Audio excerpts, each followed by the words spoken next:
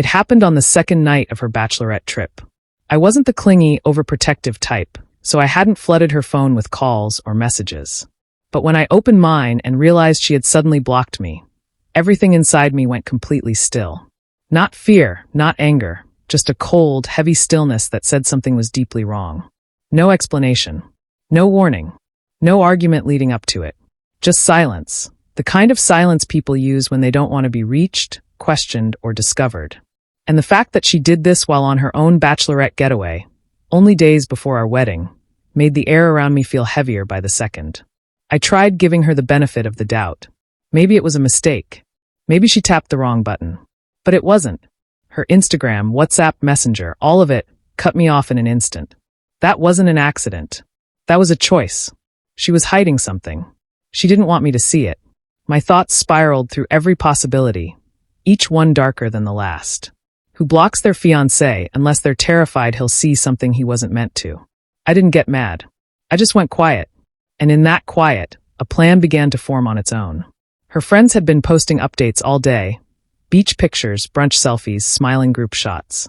But everything stopped right after she blocked me. That sudden blackout wasn't random. Something happened. Something they didn't want me to know about.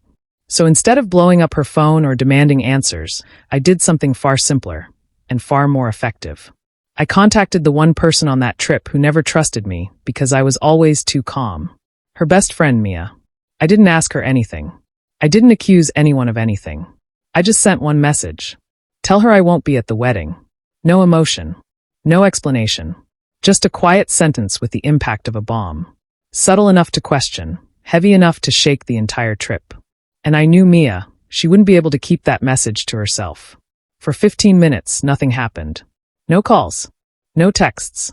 No typing bubbles. The entire house was silent except for the ticking clock. I sat on the couch with my phone face down, waiting, not with anxiety, but with an eerie calm. The kind of calm a man feels when he stops chasing the truth and lets the truth come for him. Right at the 15-minute mark, my phone lit up so violently it slid off the table. 30 missed calls. All from her. Back to back. No hesitation. Pure panic. Then came the messages, hundreds of them, flooding in until my phone froze. Please answer. It's not what it looks like. Call me. I can explain. Please pick up. And in that moment, I knew, without any doubt, that she was guilty. I finally answered on the 31st call. Her voice came through the speaker shaking, breathless, frantic. I could hear noise behind her, yelling, someone crying, people arguing. She wasn't calm. She wasn't collected. She was terrified. Why would you say you're not coming to the wedding? Why would you send that? She begged. I said nothing. I let silence sit between us, because silence makes liars collapse faster than any accusation ever could. She broke instantly. Words spilled out in stuttering waves, excuses first. My phone bugged out. I didn't mean to. Mia misunderstood. But lies sound different when someone is panicking, when they're cornered, when they realize they might lose the person they always assumed would stay. Then she said the sentence she had been avoiding. It was just a dare. Blocking her fiancé on her Bachelorette trip. Hiding whatever she didn't want me to see. A dare. But truth doesn't hide behind dares. Truth hides behind fear. And she was terrified. So I asked her calmly, "Is that what you want me to believe?" Her silence was louder than a confession. I heard her breathing hard, whispering something to Mia, people shuffling in the background, someone urging her to just tell me the truth. The room around her was falling apart. She wasn't scared. She was caught. Then the real truth slipped out. Not because she wanted to say it, but because the panic finally cracked her open. We were at a club," she whispered. "It got a little crazy. I didn't want you to see the videos. I didn't want you to take it the wrong way." Videos. She didn't describe them. She didn't need to. People don't block their fiancé to hide harmless videos.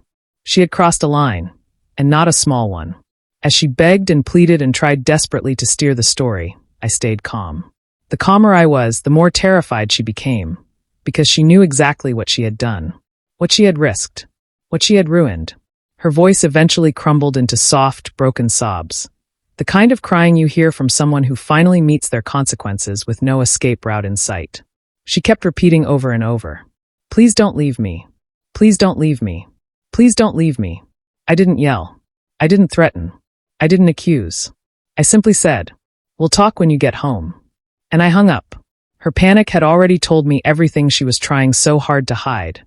The truth that shattered her confidence, her excuses, and the life she thought she could live behind my back. She blocked me so she could do things she never wanted me to see. And now, before the vows, before the promises, before the forever, her mask had finally fallen apart.